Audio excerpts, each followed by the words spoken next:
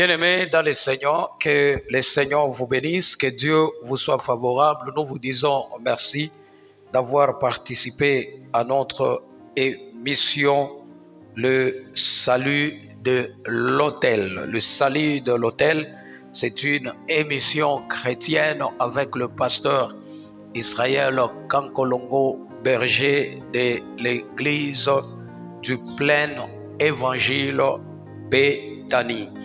Nous saluons, bien-aimés, notre équipe technique. Derrière la caméra, nous avons notre bien-aimé Florent. Nous avons aussi le frère Arnaud qui font un très bon travail. Que Dieu vous bénisse. Que le Seigneur vous soit favorable. Nous disons aussi merci à notre chaîne de télévision RTKM, Radio-Télévision Kipushi Yamaboke. Nous disons merci également à notre frère très bien, Papa Maxon Pandé. Que Dieu vous bénisse pour cette initiative. Que le Seigneur vous amène encore plus haut. Aujourd'hui, nous parlons sur un thème pas trop compliqué. Notre thème est intitulé « Rester dans le processus ». Rester dans le processus. Nous voyons et nous remarquons aujourd'hui plusieurs personnes abandonnent les choses de Dieu, le parcours bien-aimé chrétien. Pourquoi? Parce que les choses ne marchent pas, les choses compliquent. Tu verras beaucoup de personnes reculent et beaucoup de personnes abandonnent. À ce que, bien-aimés, nous savons que le Seigneur ne travaille jamais avec le paresseux. Dieu ne travaille jamais avec les dormeurs. Dieu ne consulte pas notre passé pour déterminer notre futur. Quand le Seigneur nous regarde, il ne nous regarde pas par rapport à notre passé, mais il nous regarde par rapport à notre futur. Dieu nous donne même des surnoms par rapport à notre futur. Mais étant homme, la nature de l'homme, c'est regarder le passé. Mais le Seigneur ne regarde pas le passé. Alors nous avons un Dieu qui contrôle le temps et les événements. Nous avons un Dieu qui connaît la fin d'une chose avant même son commencement. Bien-aimé, n'arrête pas, n'abandonne pas. Même si ça ne marche pas, reste dans le processus. N'oublie pas que tu as déjà contracté une alliance avec l'Éternel. Dieu ne viole jamais son alliance. Il n'y a que nous, les hommes bien-aimés, nous sommes prêts ou soit nous sommes là pour violer l'alliance qu'on a déjà contractée avec notre Seigneur. Ce n'est pas une très bonne chose. Nous devons tenir ferme. Nous devons avancer jusqu'à arriver au bout, jusqu'à arriver, bien-aimés, à défendre notre vie chrétienne. Notre thème est intitulé « Rester dans le processus ». Nous avons un verset que nous aimerions partager ensemble pour voir là où le Seigneur nous amène ce matin. Nous sommes dans le livre de Psaume 37, le verset 23 jusqu'à 24. La Bible nous dit « L'Éternel affermit le pas de l'homme, il prend plaisir à sa voix. S'il tombe, il n'est pas terrassé, car l'Éternel le prend par la main. » Dieu a fermé le pas de l'homme. Vous savez, quand une maman, bien-aimée, accouche, une maman donne naissance à un enfant, plus l'enfant grandit, plus la maman est en train d'affermir ce pas. Des fois, nos mamans nous chantaient tétété et qui prenaient nos jambes, qui essayaient, bien-aimés, de les affermir. L'enfant peut tomber. L'enfant peut pleurer, mais au fur et à mesure, la maman a fermé le pas de l'enfant jusqu'à ce que l'enfant va commencer à se tenir sur ses deux pieds, à toucher aux objets, et l'enfant évolue comme ça. Il est en train de grandir normalement. Le Seigneur aussi a fermé nos pas. Quand il a fermé nos pas, ça peut faire trop mal. Nous pouvons avoir de douleurs, nous pouvons même tomber. Ça peut faire mal, bien-aimé dans le Seigneur. Mais la Bible nous dit, l'Éternel a fermé le pas de l'homme, il prend plaisir à sa voix. S'il tombe, si l'homme tombe, il n'est pas terrassé, car l'Éternel lui prend par la main. Nous devons rester dans le processus. Il n'y a rien dans ce monde que tu pourras posséder sans passer par la pression. Il n'y a rien dans ce monde que tu pourras posséder sans passer par la douleur. Nous savons, la fois passée, je vous ai dit, la sémence nous enseigne toujours que la vie provient de la mort. Il faut que la sémence meure dans la terre pour redonner la vie, pour distribuer la vie.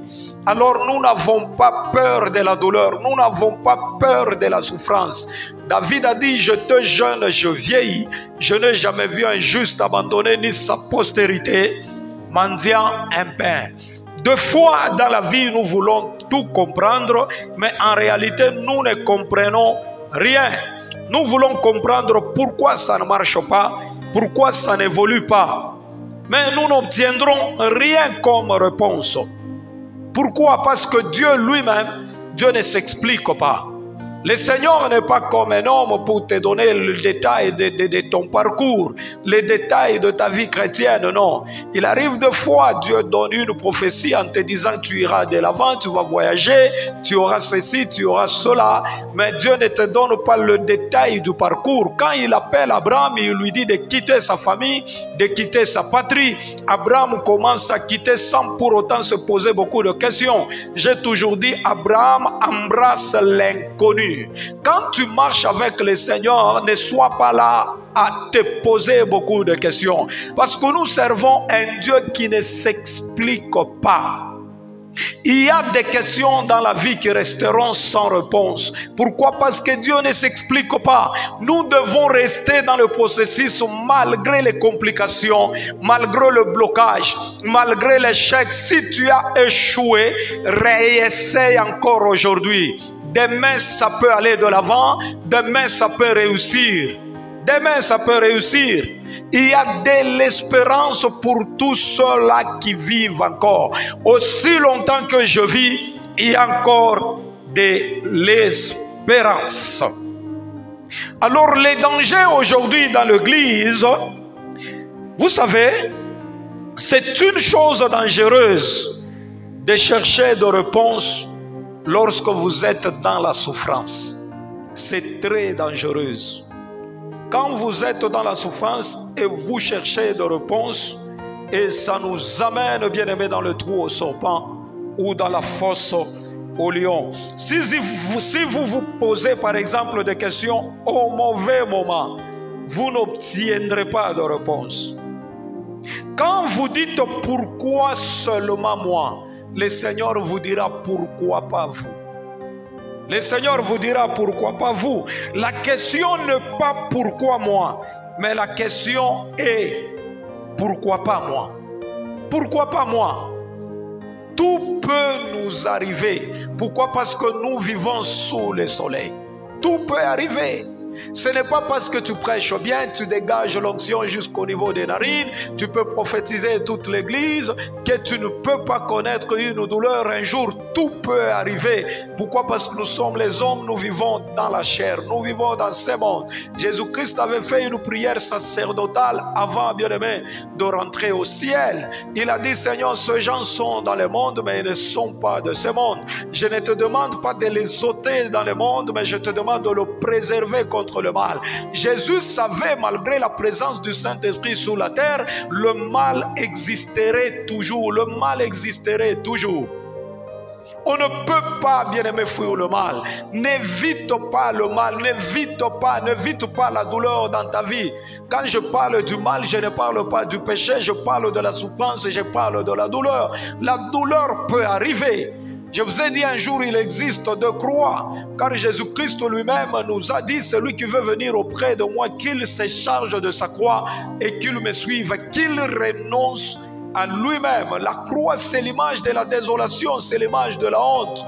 Nous devons porter nos croix. On ne peut pas parler de l'humilité s'il n'y a pas l'humiliation.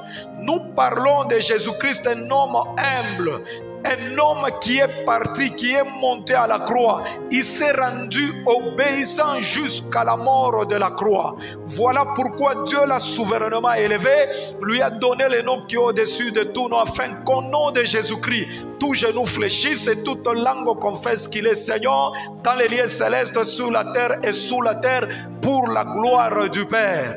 Pour que Jésus-Christ entre dans cette gloire, il a commencé d'abord par étudier comment s'humilier, comment marcher dans l'obéissance. Il a été humilié à la croix de Golgotha.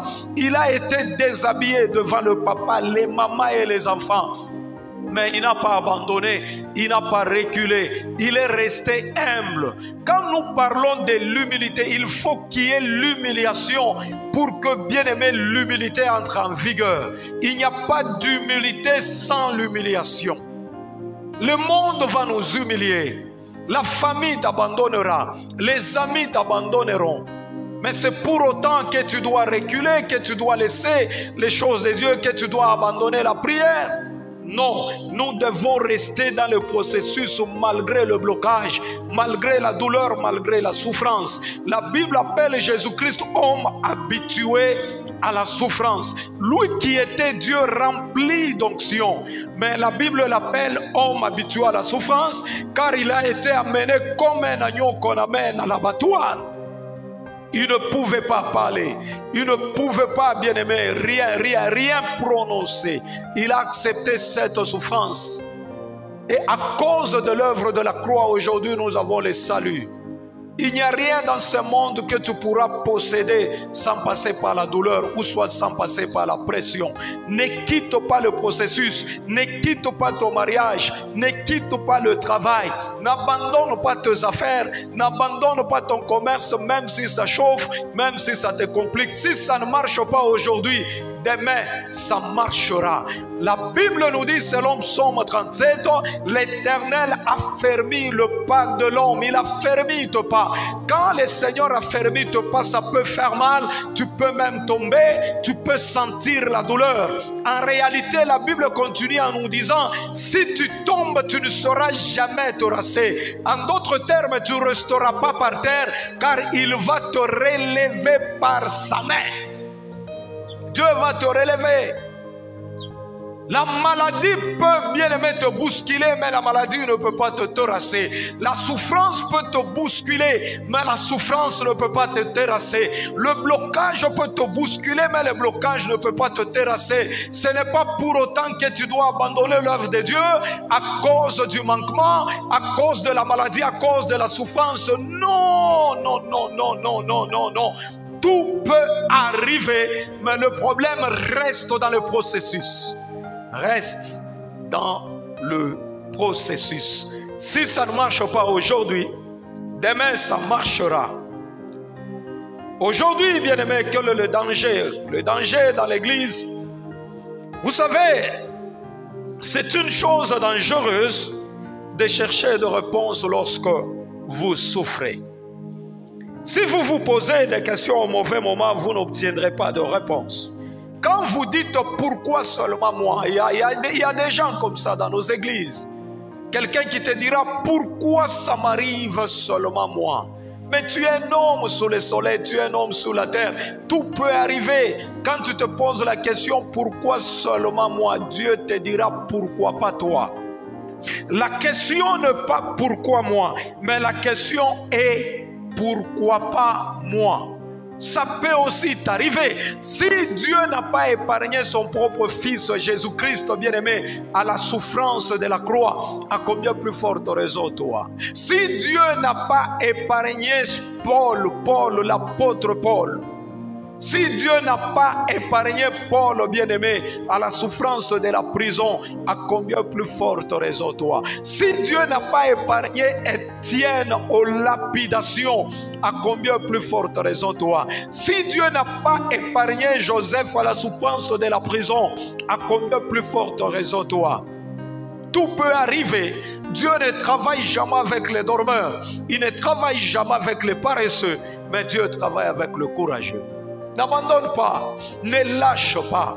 Aussi longtemps que nous vivons, il y a encore de l'espérance. Maman, tu as connu un mari infidèle. Tu vis dans une maison où tu pleures tous les jours. Rien ne marche. Même pour te donner 100 francs, pour te donner 50, $100, c'est tout un problème. Tu te lamentes, tu pleures. Tu n'as pas de paix. Là où tu es, tu penses déjà. Comment abandonner ton mari? Comment abandonner tes enfants? Comment rentrer chez vous? Non, ne le fais pas. Reste dans le processus.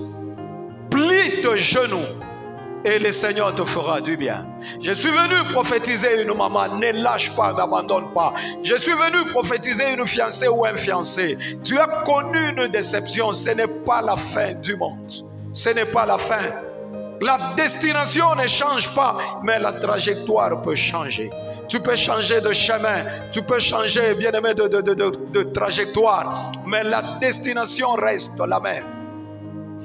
Il arrive des fois, tu te poses la question, est-ce que Dieu est là ou Dieu n'est pas là? Laisse-moi te dire, Dieu est là, Dieu te connaît par ton nom. Il n'a jamais abandonné le sien, ni rejeté son peuple. Il connaît ton problème, mais reste dans le processus. Le Seigneur est en train d'affermir tes pas. Il y a des choses que nous posséderons par la voie de la douleur. Par la voie de la douleur. Même Jésus-Christ, pour entrer dans la gloire, il fallait passer par la croix de Golgotha. Ce n'est pas facile l'image de la croix. Jésus-Christ allait à la croix, au lieu de parler de la crucifixion, mais il parlait de la glorification. Il a dit, le temps est venu où le Fils de l'homme doit être glorifié, pendant qu'il allait à la crucifixion. En d'autres termes, c'est la crucifixion qui nous donne la glorification. Il n'y a pas de glorification sans la crucifixion. Voilà pourquoi l'apôtre Paul a dit, j'ai été crucifié avec lui. Ne fuis pas la souffrance. Les gens t'abandonneront. Le monde t'abandonnera. Ce n'est pas la fin du monde. Reste dans le processus. Reste dans la prière. On n'abandonne jamais les lieux qui t'ont propulsé. Les lieux qui t'ont propulsé, c'est la chambre de prière. Les lieux qui t'ont propulsé, bien aimé, c'est l'église. L'endroit où tu écoutais les enseignements, la prédication. Et aujourd'hui, tu es à un certain niveau élevé où tu te retrouves aujourd'hui. Ce n'est pas parce que ça te complique aujourd'hui que tu dois abandonner. Non, non, non, non, non, non, n'abandonne pas. Reste dans le processus. La nature nous enseigne toujours, bien aimé, regardez quand nous sommes à l'école, quand on pose des questions, nous donnons de bonnes réponses, l'école nous récompense. C'est ça la nature de l'homme. Mais à l'église, c'est différent. À l'église, c'est différent. À l'église, il y aura des réponses qui resteront, des questions plutôt qui resteront sans réponse. Parce que Dieu n'est pas un homme pour nous donner le détail de la vie. Voilà pourquoi tu pries, tu n'as pas de vision, tu n'as pas de prophétie. Tu commences à imaginer comme si Dieu n'existe pas, Dieu ne te voit pas, Dieu n'est pas là. Il est là, il t'écoute. Le problème, le Dieu que nous servons, il marche avec la notion du silence. Souvenez-vous quand Moïse était, bien aimé, devant la mer Rouge avec les enfants d'Israël qui criaient, qui pleuraient, qui pleurnichaient.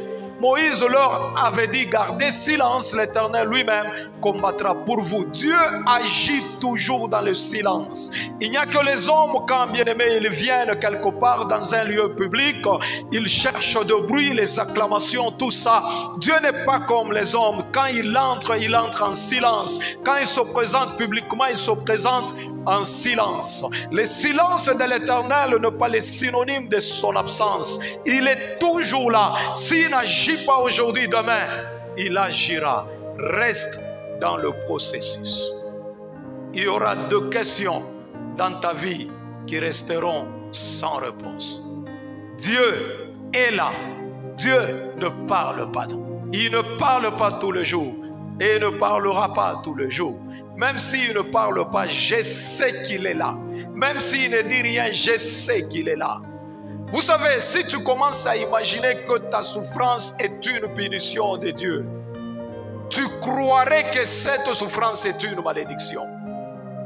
Je vous dis, je reprends. Si tu penses que ta souffrance est une malédiction de Dieu, tu croirais que cette souffrance est une malédiction. Si tu crois que cette souffrance est une malédiction, tu vas chercher le prophète, tu vas chercher le devin, et c'est comme ça que beaucoup de personnes se perdent aujourd'hui.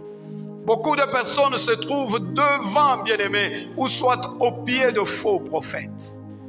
L'église est remplie de faux prophètes, de fausses prophéties, de fausses visions. Les gens s'enrichissent aujourd'hui. Ils s'enrichissent par l'Église. Les devins ferment, bien aimé, les portes de leur petite maisonnette. Ils commencent aussi à implanter des églises. Ils deviennent des pasteurs, des apôtres. Ils deviennent des docteurs. Mais en réalité, ils ne sont jamais appelés par l'Éternel. Ce sont les devins. Parce que le monde a compris qu'il ne faut plus fréquenter les devins. Les devins aussi ont compris. Les gens ne nous fréquentent plus. Aujourd'hui, nous devons fermer, transformer nos petites maisonnettes de fétiches en des églises. Voilà pourquoi ne vois pas ta souffrance comme une punition. Même si tu souffres aussi longtemps que tu as déjà rencontré Christ, tu l'as accepté comme ton Seigneur et ton Sauveur.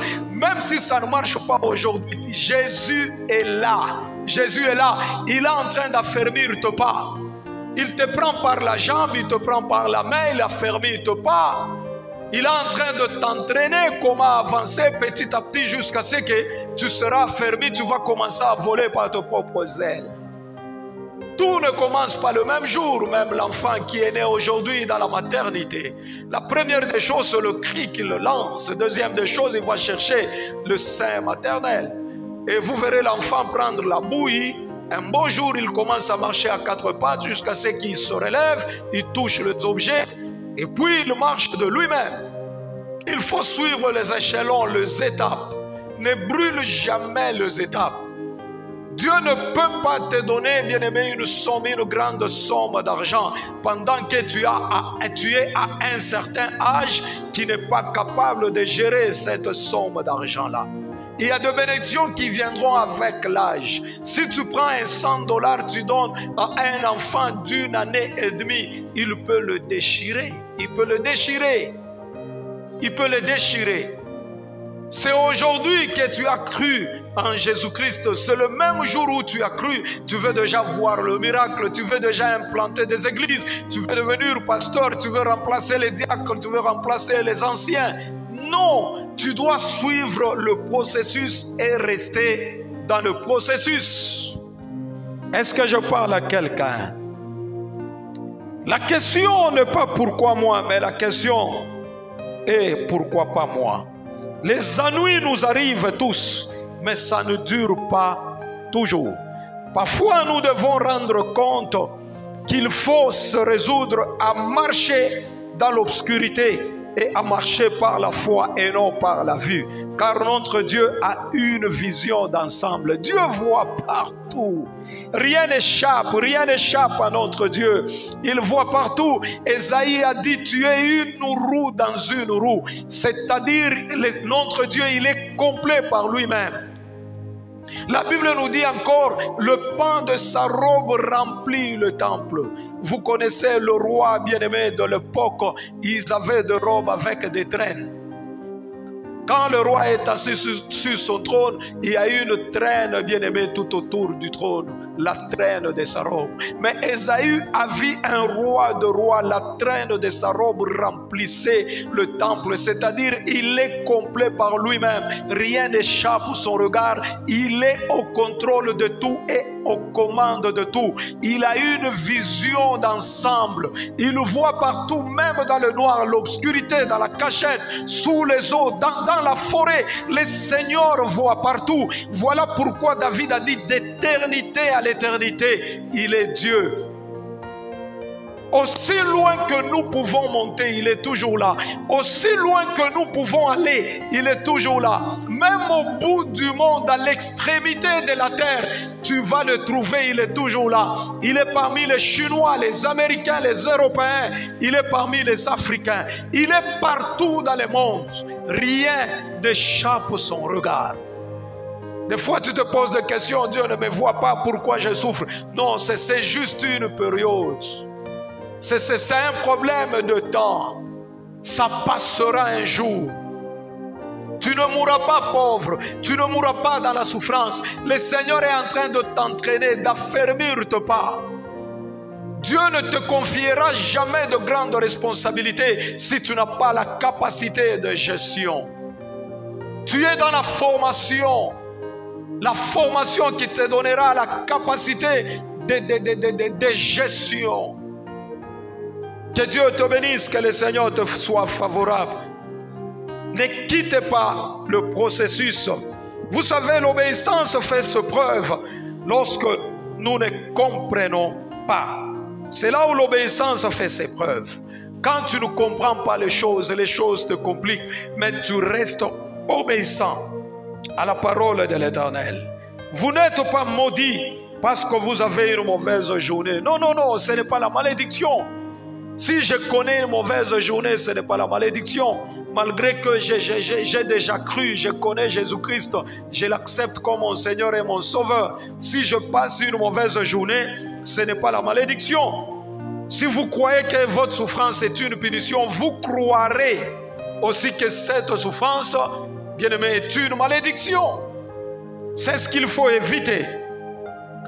Alors, le voie de l'Éternel, je veux vous montrer quelques voies de l'Éternel selon Proverbe 16, le verset 7. Quand l'Éternel approuve le voie de l'homme, il dispose même favorablement à son égard ses ennemis. David a dit aussi, l'Éternel, fais-moi connaître tes voies, enseigne-moi tes sentiers. La Bible nous dit dans le cœur de l'homme, il y a beaucoup de projets, mais c'est la volonté de l'Éternel qui s'accomplit. Il a dit encore, l'Éternel est juste dans toutes ses voies et miséricordieux dans toutes ses œuvres. Psaume 145, le verset 17. Job 31, 4, Job a dit, Dieu n'a-t-il pas connu mes voies? N'a-t-il pas compté mes pas? Dieu connaît toutes tes voies et il connaît même le nombre de pas. Le jour, depuis le jour de ta naissance jusqu'à aujourd'hui, il connaît le nombre de tes pas. Rien n'échappe à Dieu. Rien n'échappe à son regard. Aucun problème qu'un individu peut poser à notre Seigneur. Et le Seigneur manque la solution à ce problème-là. Non, ça n'arrive jamais. Dieu a toujours la solution à tous nos problèmes. Romains 11, 33. Ses jugements sont insondables et ses voies sont incompréhensibles. Ses voies sont incompréhensibles. Ne pense pas que si tu prêches bien, si tu pries beaucoup, si tu prophétises, tu as de visions, tu verras toujours de fleurs, les gens t'acclameront tous les jours, les choses demeureront toujours bien aimées en beauté, les choses demeureront en joie. Non, il y aura aussi des épines, il y aura des épreuves, il y aura des épreuves.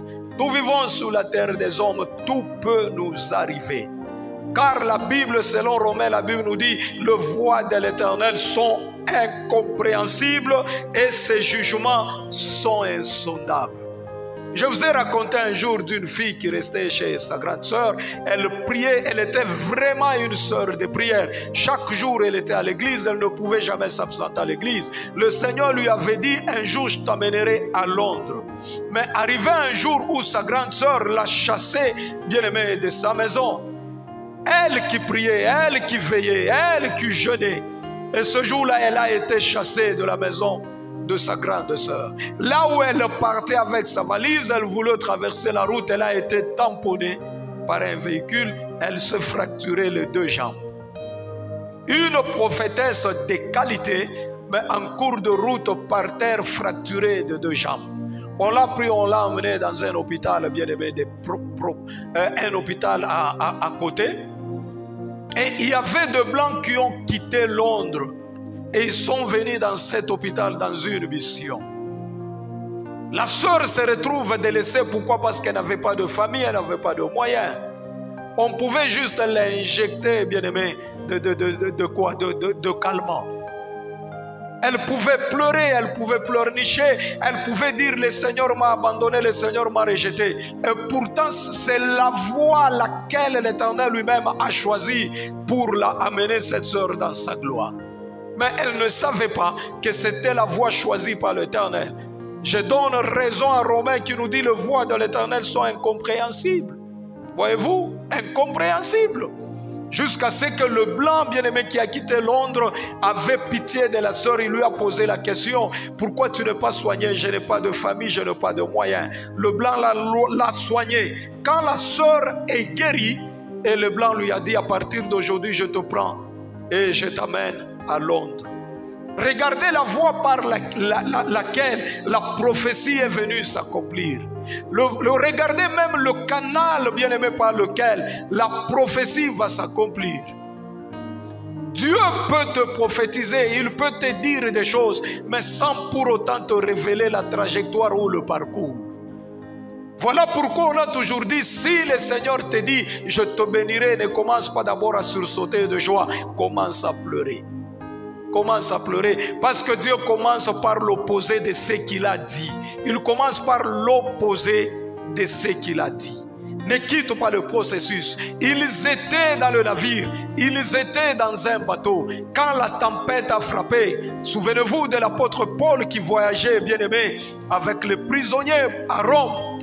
Arrivé au milieu de la mer, la tempête a frappé. Le bateau commence, bien aimé, à chercher à sombrer. L'apôtre Paul va dire, bien aimé, aux gens qui étaient dans les bateaux, que personne de vous ne quitte le bateau. C'est lui qui quittera plutôt le bateau, il périra. Mais je suis venu vous dire, aucun de vous ne périra. Aucun de vous ne périra, car l'Éternel m'est apparu. Et il m'a dit, je dois aller rencontrer César. Ne quitte pas le processus, ne quitte pas le bateau. C'est lui qui va quitter le bateau, n'aura pas une planche où s'appuyer afin de se retrouver au bord, bien-aimé, de la mer. Imaginez-vous, Paul nous demande de rester dans le bateau. Il dit, aucun de nous ne périra, seul le navire, seul le bateau, bien-aimé, périra. Il nous demande de rester dans le bateau, mais il nous annonce combien de fois ce bateau-là va se détruire, ce bateau-là va sombrer. Qui va accepter? Les voies de l'Éternel sont incompréhensibles. Les prisonniers sont restés dans les bateaux, mais quand la tempête a frappé fortement, le bateau était déchiré, le bateau était détruit. Et Dieu les a distribués de planches. Chacun avait une planche où s'appuyer afin de l'amener au bord, bien-aimé, de la mer. Or, si tu quittais le bateau, tu n'aurais pas, bien-aimé, à voir, ou soit tu n'aurais pas une planche où t'appuyer pour arriver jusqu'au bord de la mer. Ne quittez pas le processus. Les voies de l'Éternel sont incompréhensibles. Ses jugements sont insondables. Dieu juge de sa manière. Tu peux regarder quelqu'un parce qu'il souffre, tu le traites d'un fainéant ou soit d'un pécheur, mais cependant c'est la voie que Dieu a choisie pour lui. Demain ou le lendemain, si vous revenez, vous allez trouver cet homme-là monter et toucher les sommets de la gloire. N'abandonne pas, ce n'est pas encore fini. Ce n'est pas fini. Même Jonas dans le ventre du poisson, il souffrait. Il était dans la volonté de Dieu. Ta souffrance ne veut pas dire tu n'es pas dans la volonté de Dieu ou Dieu ne te voit pas. Non. Jonas dans le ventre du poisson, là où il souffrait, il était dans la volonté de Dieu. Souvenez-vous, quand Jésus-Christ est venu, il a même témoigné de Jonas. De même que Jonas fut 3 jours dans le ventre du poisson, de même le Fils de l'homme fera aussi 3 jours dans la tombe. Il a encore dit, il n'y a pas de plus grand miracle que celui de Jonas dans le ventre du poisson. Voyez-vous, Jésus-Christ lui-même a témoigné de Jonas pour vous dire que la souffrance de Jonas dans le ventre du poisson, c'était la volonté de Dieu. Dieu est là pour toi, Dieu ne t'abandonne pas, il est là. Je suis venu dire à quelqu'un, ne quitte pas le processus, reste dans le processus malgré que ça chauffe, mais malgré que les gens t'abandonnent, le monde te rejette, n'abandonne pas, ne quitte pas le processus. Si ça ne marche pas aujourd'hui, demain ça marchera. Tu as cherché du travail, tu n'as pas trouvé jusqu'aujourd'hui. Je te prophétise, toi qui écoutes ce message, n'abandonne pas Dieu parce que tu n'as pas trouvé le travail. Un jour ça marchera. Ça marchera un jour. Tu as cherché la dot, tu as cherché la prédot, tu es fiancé jusque-là, tu ne sais pas comment tu vas célébrer ton mariage. Mais si tu écoutes ce message et la foi en Jésus-Christ, pendant que je parle, il y a une nouvelle saison qui commence dans ta vie.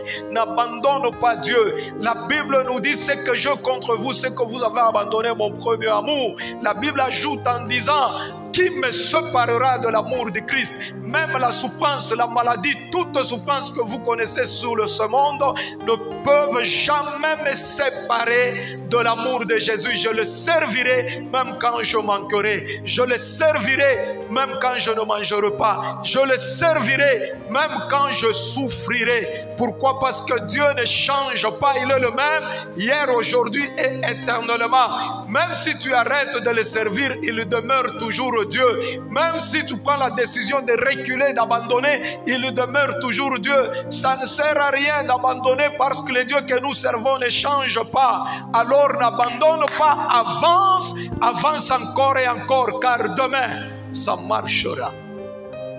Que Dieu vous bénisse. Nous sommes arrivés à la fin de notre message d'aujourd'hui. Je sais, il y a quelqu'un béni. Tu vas toucher à l'écran si tu as la foi. Je veux proclamer quelques paroles de grâce. Ne quitte pas le processus. Même si ça complique, même si ça devient difficile. N'abandonne pas ton église. Ne fuis pas ta fiancée, ton fiancé. N'abandonne pas de chercher du travail. N'abandonne pas la prière. N'abandonne pas d'écouter la parole. Reste dans le processus. Il y a des choses qui viendront par la voie de la douleur.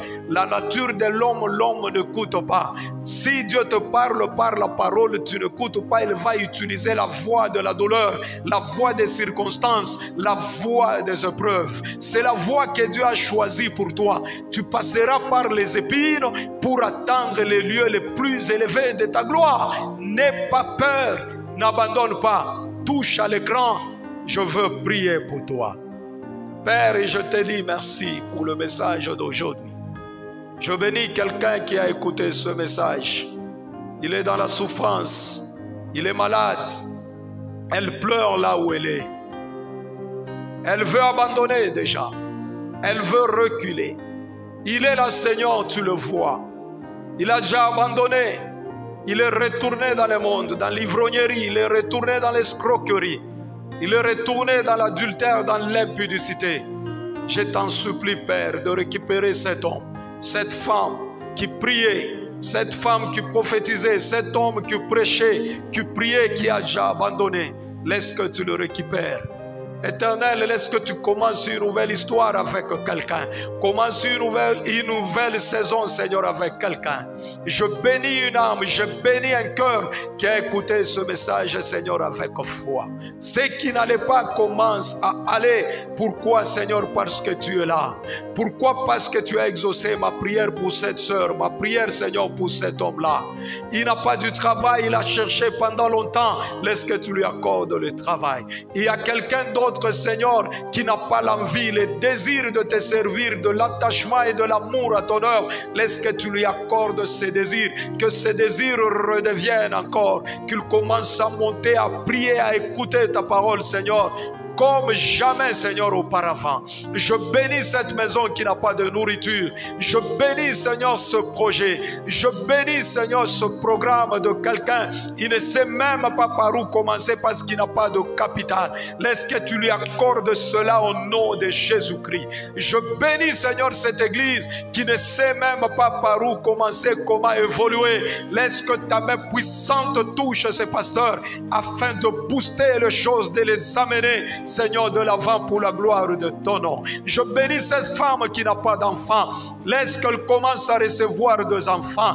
Je bénis cet homme, Seigneur, qui souffre et qui pleure tous les jours. Laisse que tu commences une nouvelle histoire avec lui. Je bénis cette femme, cet homme qui est malade, qui est resté assis, Seigneur, enfermé dans la maison. Il ne sait pas sortir à cause de la maladie. Laisse qu'il soit guéri maintenant même. Laisse qu'elle soit touchée maintenant même au nom de Jésus. Père, merci d'avoir exaucé ma prière. Gloire et honneur te soient rendus. Au nom de Jésus-Christ, que j'ai ainsi prié avec action de grâce. J'ai dit Amen. Que Dieu vous bénisse. Que le Seigneur vous soit favorable. Merci de nous avoir suivis et de nous avoir soutenus. À la prochaine. Bye bye.